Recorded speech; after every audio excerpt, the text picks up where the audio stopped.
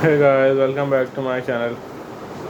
My topic is about baseball. In this video, I will talk to you about the post-war period. The year following the conclusion of World War II were marked by rising attendance, the growth of minor league in 1947, the racial integration of the game for more on the integration of baseball, see blacks in the baseball below. This period also marked by new efforts by player to obtain a better pay and recognition of employment. Important of things come to was the formation in 1946 of the American Baseball Guild. Although the guild failed in appeal to national and state, labor relations brought in its very existence led to reform because before the 1947 season, minimum major league salary of $5,000, no salary cut during the season of major league, moved to a minor weekly spring training expense for money for $25 or 25% limit on annual salary cuts on the establishment of the player of pension fund. Land is the successor as a commissioner. Albert V. Happy Chandler, 1945 to 51, assured the soundness of the pension fund in 1950, signing by the 6-year contract by broadcasting World Series and All-Star Game. The television portion alone amounted to 1 million a year, with a large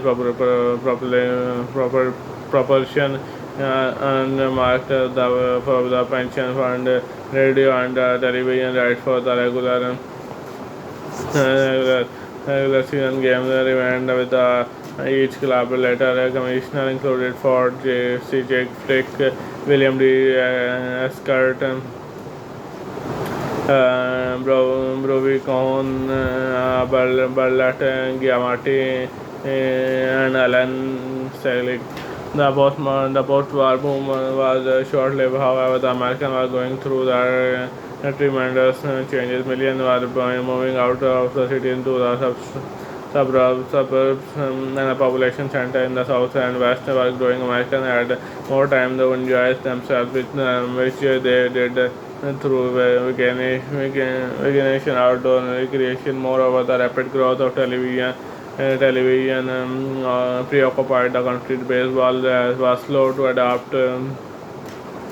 Major league clubs were located only in the far west as St. Louis and no further south than Washington D.C. Many of the ballparks had fallen into disrepair, were outdated, and were inconvenient for suburbans arriving in a game. For despite exciting play on the field, attendance began to wane. The added revenue from radio and television broadcast rights could not offset the losses at the gate. 1950 saw the first franchise changes, the since 1903. In 1953, the Braves, always overshadowed in the New England by the Red Sox, moved from Boston to Milwaukee. In 1966, the franchise moved again to Atlanta, Georgia, where they lived, overshadowed by the Cardinals. They moved to Baltimore and became the Orioles in 1955. Philadelphia Athletics franchise was moved in